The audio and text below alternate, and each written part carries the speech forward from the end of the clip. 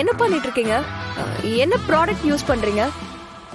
நீங்க போட்டதும் ஸ்கின் எல்லாம் லைட்டா இரிட்டேட் ஆகுற மாதிரி இருக்கு. எரியுது. மேடம், மேக்கப் போடுறப்போ இந்த மாதிரி சின்ன எரிச்சல் இருக்கும். மேக்கப் செட் ஆகும்போது எல்லாம் சரியாயிடும். அப்படியா? ஆமா. சரி, ஓகே, போடுங்க.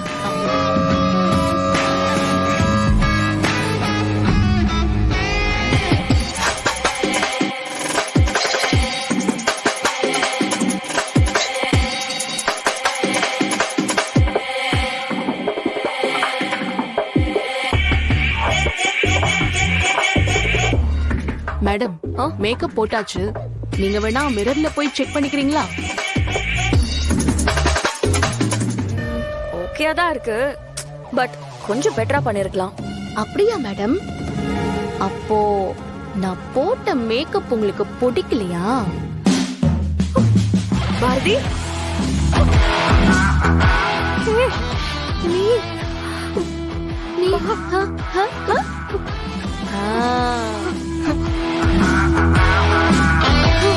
சுபா,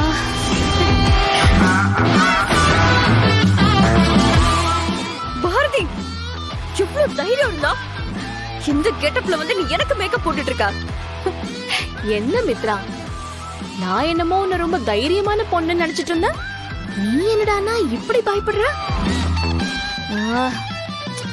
உனக்கு விளக்கமா சொல்றேன், நல்லா கேட்டுக்கோ. இப்போ நான் உனக்கு மேக்கப் போட்டிருக்கேன்ல, அது மேக்கப்பே இல்ல, மேக்கப் மாதிரி. Let me explain. இந்த மேக்கப் ப்ராடக்ட்ஸ் எல்லாத்துலயுமே கொஞ்சம் கெமிக்கல் மிக்ஸ் பண்ணி அததான் உனக்கு டச் அப் பண்ணி விட்டுருக்கேன். இன்னும் கொஞ்ச நேரத்துல உன் முகத்துல அது அதோட வேலையை ஸ்டார்ட் பண்ணிடும். அங்கங்க சிகப்பு சிகப்பா ஆகி முகமே பார்க்க முடியாத மாதிரி ஆயிடும். நீ அப்படியே இதோட எப்படி ஸ்டேஜ் ஏறி போய் நிக்க முடியும்? என்ன அப்படி பாக்குற? நான் தான் சொன்னேன்ல, நான் சொன்ன பேச்சு கேட்டு நீ கண்காணாத இடத்துக்கு போயிருந்தனா உனக்கு இப்படி எல்லாம் பிரச்சனை வருமா? உண்மையை சொல்லட்டுமா, உன் முகம் இப்பதான் பாக்குறதுக்கு ரொம்ப அழகா இருக்கு. ஐய, சத்தியமா சொல்றேன். இங்க பாரு, ஏன் புருஷன் எனக்கு மட்டும்தான். கண்டவெல்லாம் வந்து பங்கு போடுறத பார்த்துட்டு இந்த பாரதி சும்மா இருக்க மாட்டான். இது பாரு, இதுதான் உனக்கு ஃபைனல் வார்னிங்.